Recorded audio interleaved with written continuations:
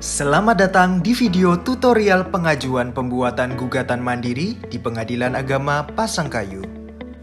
Aplikasi gugatan mandiri merupakan salah satu aplikasi inovasi dari Dirjen Badilak Mahkamah Agung Republik Indonesia sebagai bentuk pelayanan yang lebih mudah, cepat, dan berbiaya ringan dalam bentuk layanan pembuatan gugatan secara mandiri.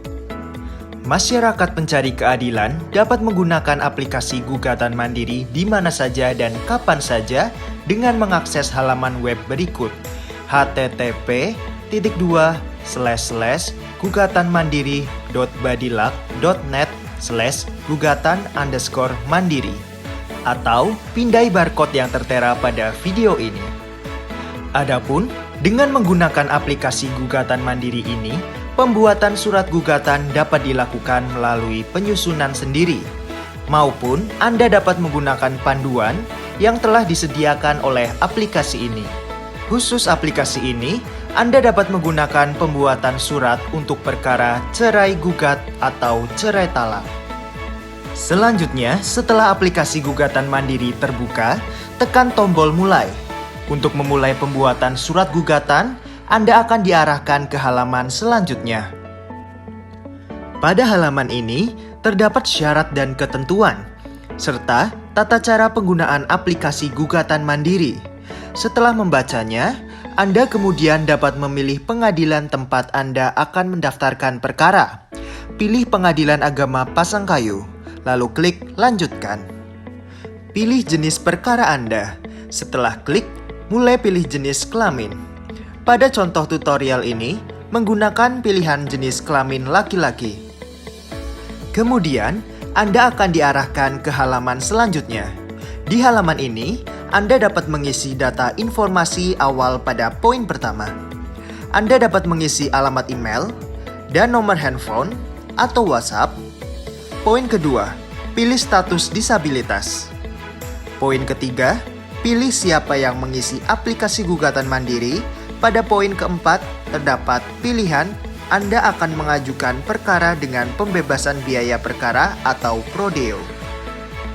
Berdasarkan Peraturan Mahkamah Agung Republik Indonesia Nomor 1 Tahun 2014 tentang pedoman pemberian layanan hukum bagi masyarakat tidak mampu, pembebasan biaya perkara diperuntukkan bagi masyarakat kurang mampu dan telah memenuhi persyaratan yang diberikan oleh pengadilan. Pada halaman berikutnya, isi identitas Anda dengan data yang sebenarnya, berupa nama lengkap dan nama ayah Anda. Kemudian, tempat tinggal dan tanggal lahir, serta agama yang Anda anut.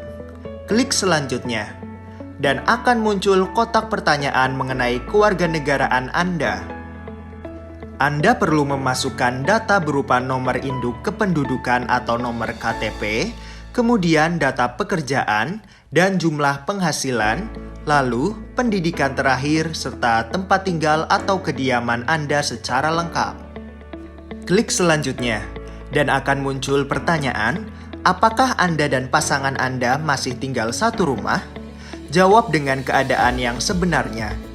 Jika Anda tidak mengetahui tempat tinggal pasangan saat dipilih tidak, dan akan muncul isian untuk nomor surat keterangan gaib dari desa atau kelurahan. Setelah itu, Anda diminta untuk mengisi data pasangan Anda dan memilih kewarganegaraan pasangan Anda untuk pengisian data selanjutnya. Jika pada halaman sebelumnya Anda memilih masih tinggal serumah dengan pasangan, maka Anda tidak perlu memasukkan data alamat lagi.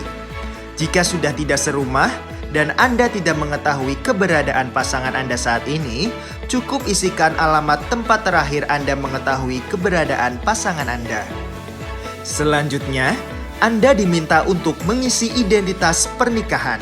Isikan KUA tempat menikah, tanggal menikah, lalu nomor kutipan akta nikah, dan tanggal kutipan akta nikah yang bisa Anda lihat di buku nikah Anda. Setelah selesai, klik selanjutnya. Dan akan muncul pertanyaan, apakah Anda dan pasangan hidup rukun setelah menikah? Akan ada pertanyaan, apakah selama pernikahan Anda dan pasangan dikaruniai anak? Jika menjawab ya, maka akan tampil isian untuk data anak. Klik tombol tambah data, Silakan isi kolom yang terdapat pada form. Tambah data anak. Jika telah selesai, klik proses. Jika telah selesai, menambahkan data anak, klik selanjutnya. Anda akan mendapatkan pertanyaan setelah menikah, di manakah Anda dan pasangan Anda hidup bersama. Pilih jawaban sesuai dengan keadaan yang sebenarnya. Setelah dipilih, isikan lama tinggal di tempat tinggal tersebut, klik OK. Selanjutnya, Anda akan mendapatkan pertanyaan terakhir, tinggal bersama pasangan Anda di mana. Setelah dipilih, isikan alamat tempat tinggal tersebut, klik OK. Kemudian, isikan waktu kapan rumah tangga Anda mulai tidak harmonis. Berikutnya, Anda diminta untuk memilih alasan yang mendasari pengajuan perceraian ini. Pilih alasan di antara pilihan yang tersedia.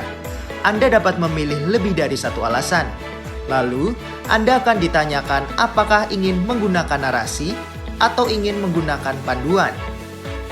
Jika Anda memilih menggunakan narasi sendiri, Anda akan mendapatkan tampilan seperti ini. Jika menggunakan panduan, Anda akan mendapatkan bantuan panduan tanya jawab untuk mengisi dalil-dalil penyebab perceraian Anda. Harap jawab pertanyaan secara teliti. Sesuai dengan keadaan yang terjadi, ikuti pertanyaan petunjuk dengan cermat. Setelah pertanyaan petunjuk selesai, Anda dapat memeriksa jawaban yang telah Anda isikan sebelumnya di halaman berikut. Anda juga dapat merapikannya, klik selanjutnya. Jika Anda adalah laki-laki sebagai yang mengajukan perceraian, perkara Anda termasuk perkara cerai talak, maka halaman formulir isian hak-hak istri akan tampil. Jika Anda adalah perempuan sebagai yang mengajukan perceraian perkara, Anda termasuk perkara cerai gugat, maka halaman pilihan tuntutan lain yang ingin diajukan dan hak istri akan tampil. Di sini, Anda dapat memilih lebih dari satu pilihan. Isikan kolom isian dengan lengkap, lalu klik selanjutnya. Akan tampil halaman tinjauan tuntutan untuk cerai gugat dan posita atau dalil-dalil pengajuan perceraian. Anda dapat memperbaiki atau merapikannya di sini, klik selesai. Anda telah menyelesaikan proses pembuatan surat gugatan secara mandiri. Pada halaman ini, Anda dapat menekan tombol cetak gugatan untuk mencetak surat gugatan Anda.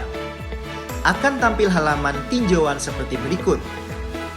Anda juga dapat langsung mencetak surat ini dengan mengklik tombol cetak dan menggunakan fasilitas printer yang telah disediakan di anjungan gugatan mandiri. Proses pembuatan surat gugatan secara mandiri telah selesai. Selanjutnya, Anda dapat melakukan proses pendaftaran perkara Anda melalui e-court Mahkamah Agung atau datang langsung ke kantor Pengadilan Agama Pasangkayu. Berikut terlampir prosedur pelayanan disabilitas di Pengadilan Agama Pasangkayu kelas 2. Pertama, penyandang disabilitas datang ke Pengadilan Agama Pasangkayu. Kedua, petugas keamanan menerapkan protokol kesehatan kepada pengunjung. Selanjutnya, petugas pengadilan menerapkan budaya senyum, salam, sapa, dan membantu penyandang disabilitas memasuki area pelayanan. Keempat, penyandang disabilitas menunggu di ruang tunggu khusus. Dan terakhir, petugas PTSP memanggil pengguna layanan disabilitas dan meminta permohonan pelayanan, diakhiri dengan mengisi form survei kepuasan pelanggan. Terima kasih telah menonton video tutorial ini. Sampai jumpa.